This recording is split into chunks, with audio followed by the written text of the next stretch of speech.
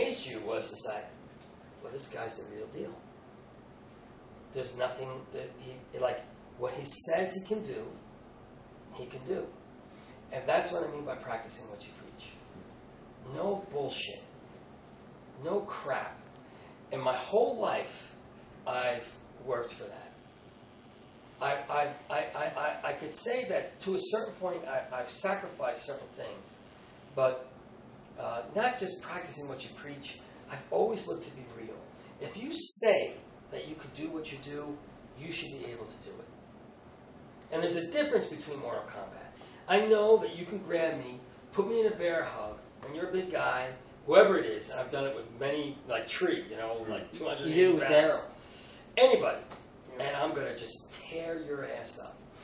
And one of the things that happened that really, I walked into I was teaching the police force. And I'm thinking that these police guys are just, they eat donuts and drink coffee. So I go into this, I was invited to teach these guys, right? You taping it? So I go into this this atmosphere, and the two freaking guys that invited me to come down and teach, they both got sick with the flu. So here I go, I walk into, I don't know anybody there. So I'm thinking I'm going to walk into this police guys, and they're going to be all these out-of-shape guys that have to use their guns to shoot people because they can't chase them. They were all these really in-shape, tough police officers, right? And the toughest guy was a guy who was my size, who was just this powerful dude, you know?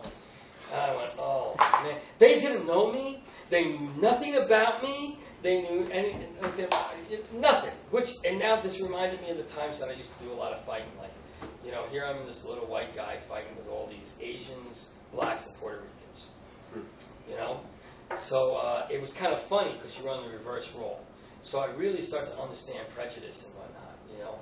And prejudice goes both ways, you know? It was cool. And it taught me a valuable lesson when I was younger. So here's all these guys. And there was about 12 of them. So I walked up to them, and I said to them, do you guys know what violence is about? And these are police officers. And I said, I don't think you do.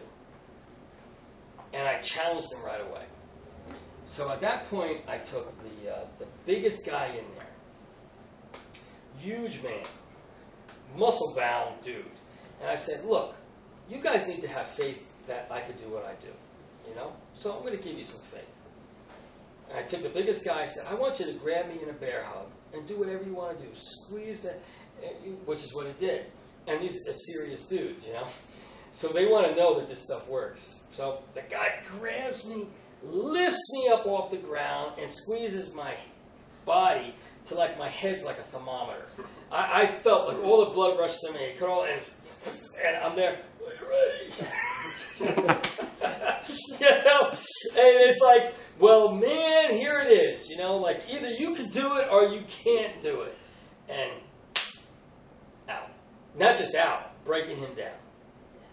Because you learn to use people's energies against them. So the class was great. After the class, the guys even waited to, two of the gentlemen after the class waited to after the class to tell me about a situation that they had of violence where there was a small guy that they couldn't control.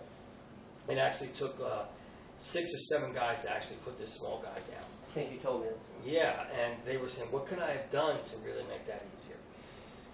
You know, the point is that there is a different level of energy, a different level of understanding, of connectiveness, of motion and movement that comes into play. I always wanted it to be real. And when I trained throughout the years when I was younger, as far as materially, I trained before all these people came out, all these actors and stuff.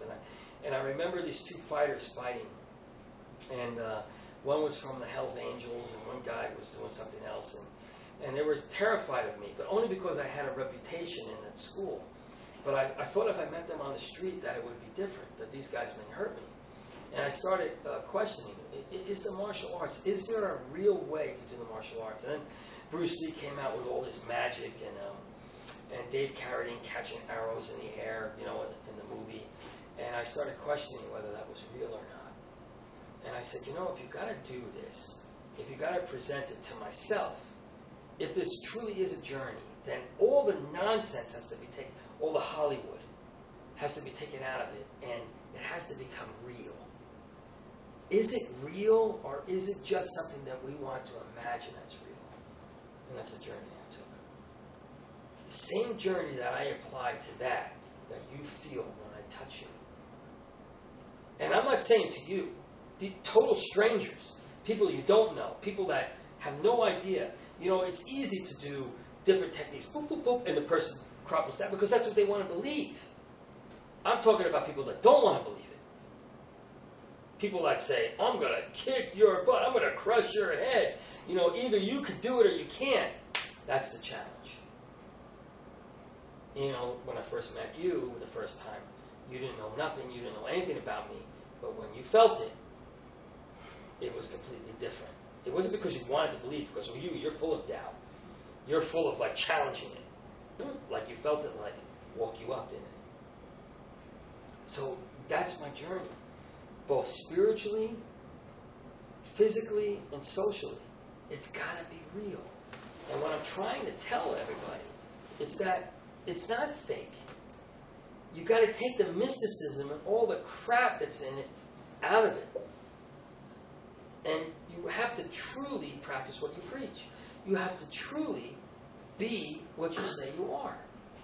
Not make-believe. Real. So when the big guys, they grab me and they do what they do, and I just do what I do, they said they never felt anything like that before. Not because there's something magic about it.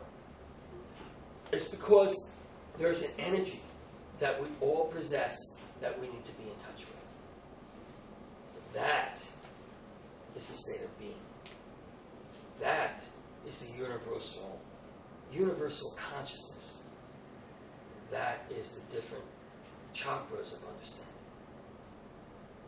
And you have to start someplace. Whether you're at whatever stasis you are in life, you have to start from there. Whatever culture you may be in, whatever belief you may have, all of that is a stepping stone for where you are. But we're all trapped in that maze. Whether you're rich, poor, or otherwise, we're all trapped within our own illusion. Breaking that illusion and truly facing reality is what the martial arts is about. They're supposed to represent. It's not about entertainment. You know, you could have people that do wonderful things entertaining, but they are still appealing to an audience. And let's face it, the number one thing besides drugs is entertainment. The number one market is entertainment. We love to be entertained. We love to believe in something that doesn't exist. I think we need to represent within ourselves things that do exist. And learn from the things that we entertain. There's great movies out there. They're all saying something. But it's funny that we all have this universal consciousness that they're trying to teach us something, whether it's through writings. Like Ben and I are co-writing a book right now. And the book's got to have a lot of meaning to it through very abstract realities. But the point is that it has a message. It has something to teach. And the reality of everything that we're trying to do is that take the mysticism out of it and really be able to do what you say you can do.